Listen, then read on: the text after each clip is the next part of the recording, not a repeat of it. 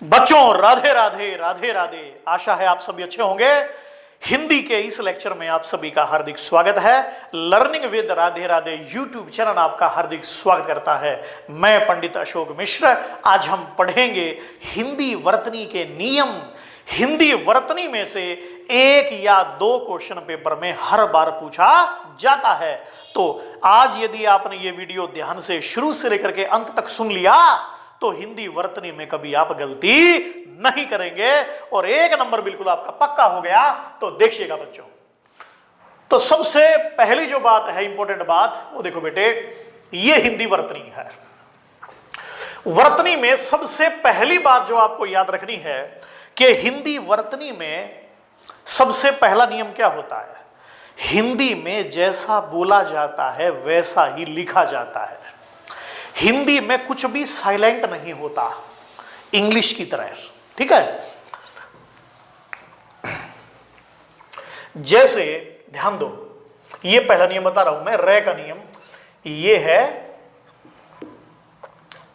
र का नियम। इस नियम को बोल देते हैं र के विभिन्न रूप। तो ये भी ध्यान से समझिएगा। हिंदी में कई तरीके से रे लिखा जाता है, जैसे इस तरह से, इस तरह से, इस तरह से, इस तरह से, इस तरह से, है ना बेटे। देखो र र र र र, ये सब रे हैं, रे के विभिन्न रूप हैं ये। जैसे आपने राम लिखा है ना, फिर आपने राष्ट्र लिखा,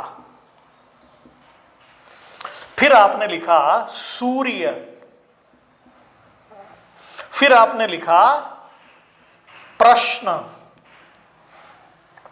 फिर आपने लिखा ह्रस्व। तो इनमें क्या अंतर है, पहले तो आप ये ध्यान से समझिएगा।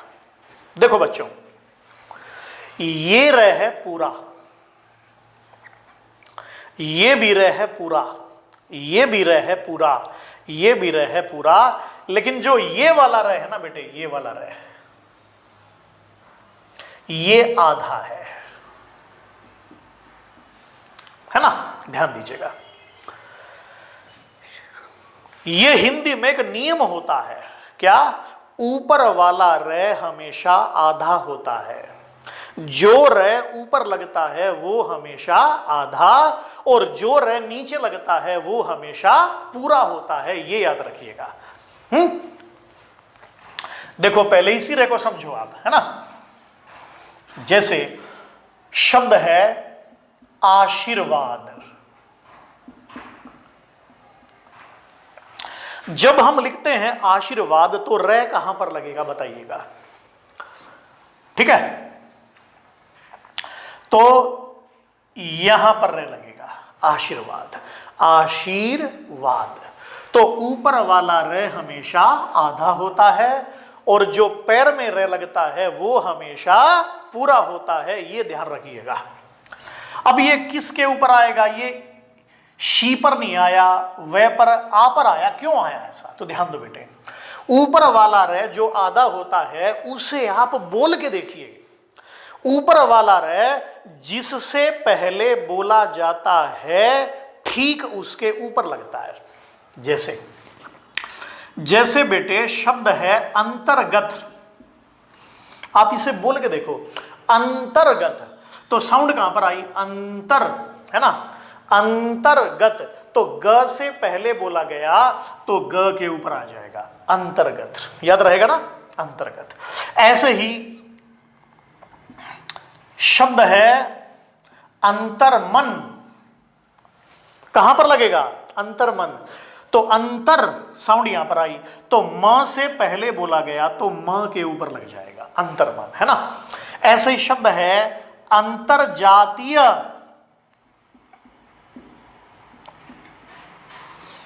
कहां पर लगेगा? अंतरजातीय। अंतर देखो साउंड यहां पर आ रही है ना, तो ज से पहले बोला जा रहा है तो ज के ऊपर आएगा।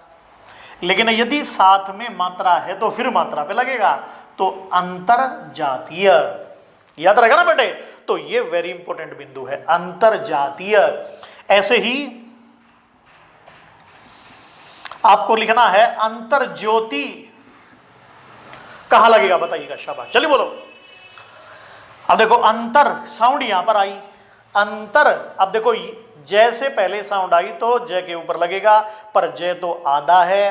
अब आधा आधे को कैसे उठाएगा, तो पूरे पे आओ, ये पे लगेगा, पर यह के साथ ओ की मात्रा है, दो की मात्रा पे लगेगा, यहां पर लगेगा अंतर्ज्योति। तो कर लेंगे। ऐसे ही शब्द है पुनर्जीवित, पुनर्जीवित। अब बताओ रे कहां पर लगेगा, हाँ नेहा बेटा जल्दी बोलो, रे कहां लगेगा, ई पर लगेगा, गुड। देखो पुनर साउंड यहां पर आई, जो ऊपर वाला रे है ना, इसे आप बोल करके देखिए, जिससे पहले बोला जा रहा है ठीक उसके ऊपर लगेगा। तो पुनर्जीवित, तो ज से पहले बोला गया तो ज के ऊपर आएगा, पर ज के साथ क्या है, स्वर है, यानी कि मात्रा है, तो फिर मात्रा पे लगेगा पुनर्जीवित। बात समझ में आई। तो ऊपर वाला र हमेशा आधा होता है, और जो र पैर में लगता है वो हमेशा पूरा होता है। तो वेरी इंपॉर्टेंट बिंदु आपके लिए। अब एक छोटा सा नियम और समझ लो, यदि ऊपर र लग गया है बेटे इस तरह से, तो 99% उसमें विसर्ग संधि होगी। संधि कौन सी होगी, विसर्ग संधि होगी। जैसे पुनर्जीवित में संधि कौन सी है, तो क्या कैसे बनेगी संधि, बोले पुनः जमा जीवित, इस तरह से पुनः जमा जीवित, पुनर्जीवित। आशिही जमा वाद, अंतः जमा गत, अंतः जमा मन, अंतः जमा जातीय, अंतः जमा ज्योति। पहचान लेंगे बेटे, तो सब में हो जाएगी विसर्ग संधि। तो ये था इस रह का नियम, और ये रह तो आप जानते ही हैं, ये तो पूरा है, कहीं पर भी आ सकता है। अच्छा इस रह का प्रयोग ध्यान दो, जो ये वाला रह है ना, इस रह का प्रयोग पूरी हिंदी में इस रह का प्रयोग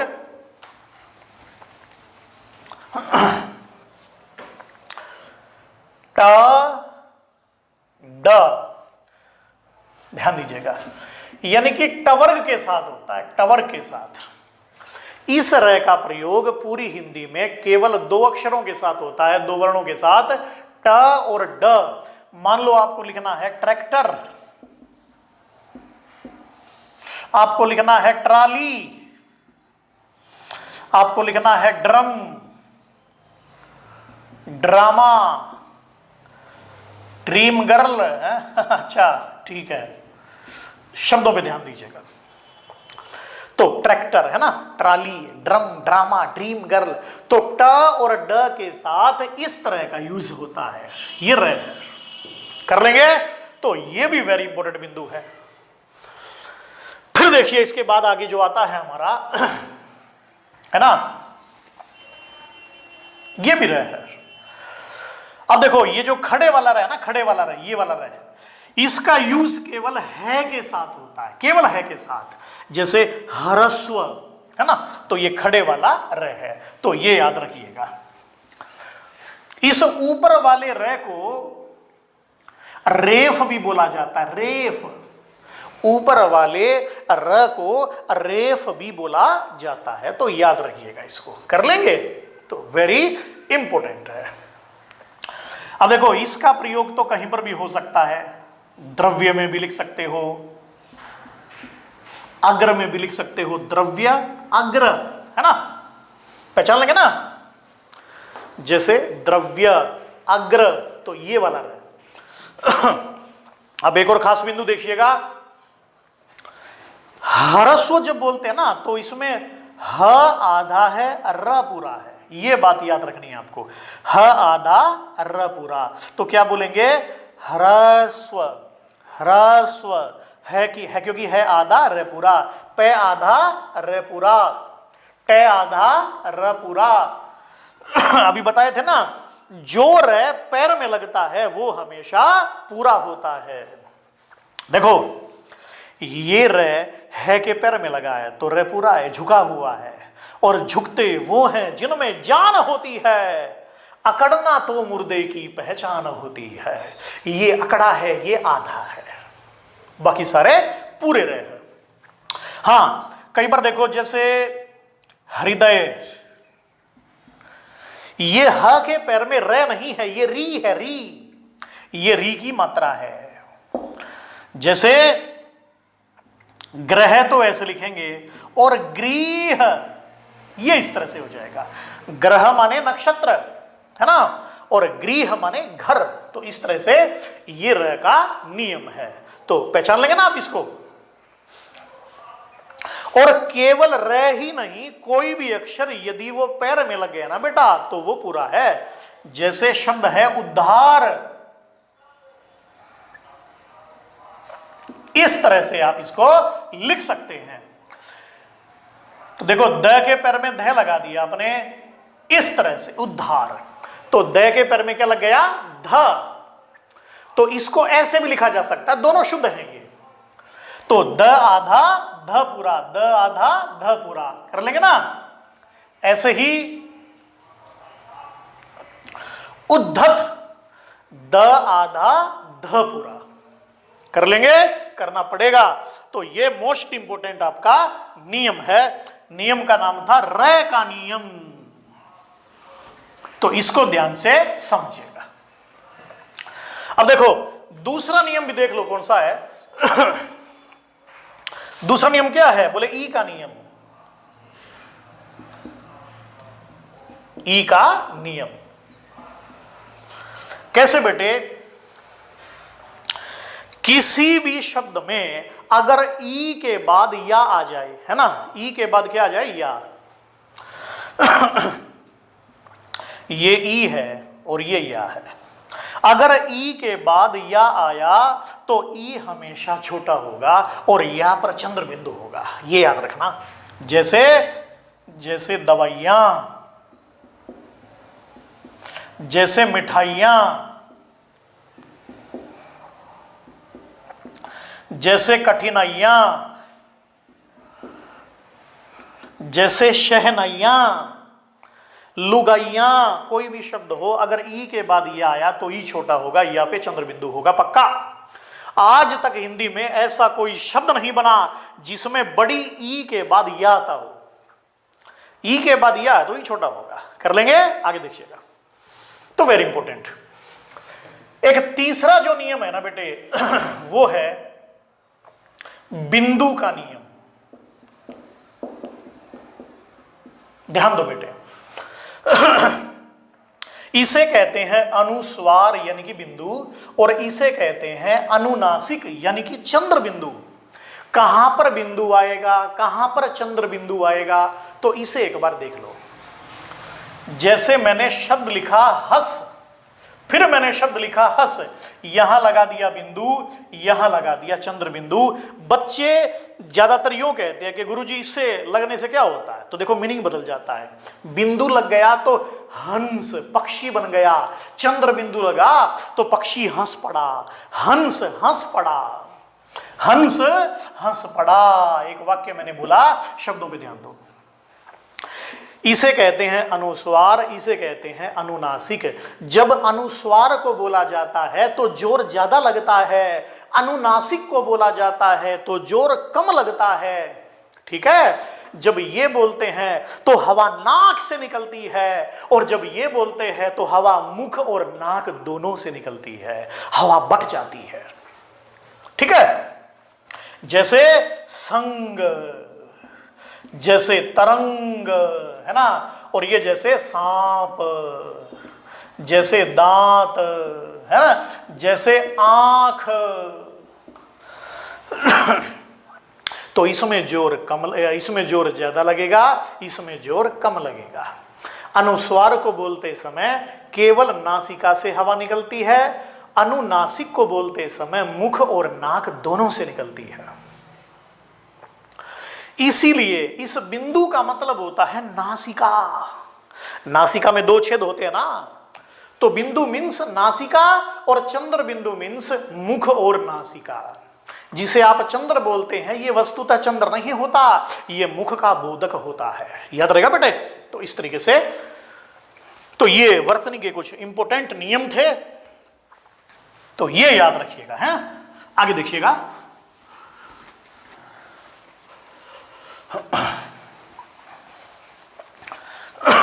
अब और देखो कुछ कठिन शब्द। हाँ बोलो, शाबाश। हाँ, जैसे शब्द कवित्री ऐसे लिखेंगे, कवियत्री इस तरह से लिखा जाएगा, बिल्कुल सही है। गृहिणी, गृहिणी यूं लिखेंगे, गृहिणी इस तरह से लिखेंगे। अतिशयोक्ति इस तरह से लिखेंगे, अतिशयोक्ति में श आएगा पूरा।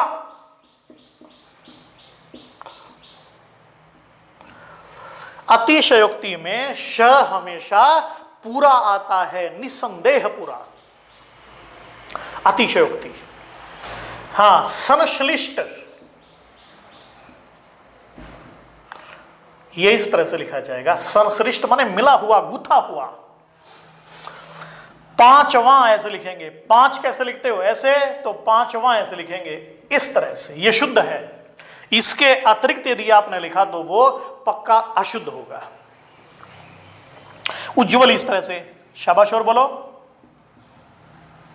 उज्ज्वल इस तरह से। षड्यंत्र कैसे लिखेंगे, ऐसे बताता हूं अभी। षड्यंत्र इसे यूं लिखेंगे बेटा। हां हां, काजल बेटे समझ में आया ये। सम्मिलित, सम्मिलित ऐसे लिखेंगे,